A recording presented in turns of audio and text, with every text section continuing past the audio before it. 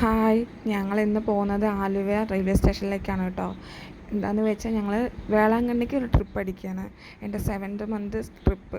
ഇനി എനിക്ക് യാത്ര ഒന്നും ചെയ്യാൻ പറ്റില്ലല്ലോ, അതുകൊണ്ട് അങ്ങനെ ഞങ്ങൾ ട്രെയിൻ വന്നു. എറണാകുളം കാരക്കൽ എക്സ്പ്രസ് 11 മണിക്ക് ട്രെയിൻ എത്തിയിട്ടാണ്. ഞങ്ങളെല്ലാവരും കയറിയിരുന്നു.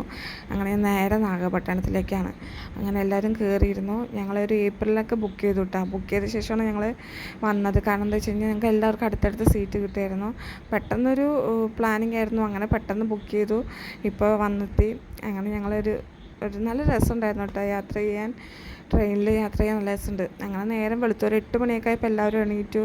ഒന്ന് ഫ്രഷായി, ഒന്ന് പല്ലൊക്കെ ഒന്ന് കഴുകി വന്നിരുന്നു എന്തെങ്കിലും കഴിക്കാമെന്ന് വെച്ച് കഴിഞ്ഞു. കാരണം 11:30 എത്തുള്ളൂ.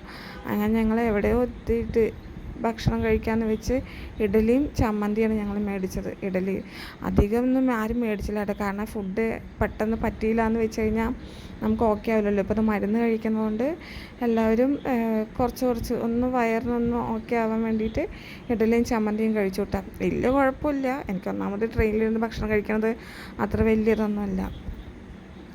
അങ്ങനെ ഞങ്ങൾ നാഗപട്ടണം എത്തിയിട്ടാണ്. 11 മണിക്ക് നാഗപട്ടണം എത്തി. വേളാങ്കണ്ണിക്ക് ഒരു ട്രെയിനുണ്ട്, അത് ഒരു 11:30 വരും. അപ്പോൾ ഞങ്ങൾ അതിന് വേണ്ടി വെയിറ്റിംഗ് ആണ്. പാർട്ടായിട്ട് ഞാൻ വീഡിയോ അപ്ലോഡ് ചെയ്യാം കേട്ടോ. ഞങ്ങളിപ്പോൾ എത്തിയത് 11 മണിക്ക് എത്തിയത്. 11:30 വേളാങ്കണ്ണിക്കുള്ള ട്രെയിൻ വരും. പിന്നെ അതിൽ കയറിയിട്ട് ഞങ്ങൾ എത്തി. അടുത്ത വീഡിയോയിൽ ബാക്കി കിട്ടാം.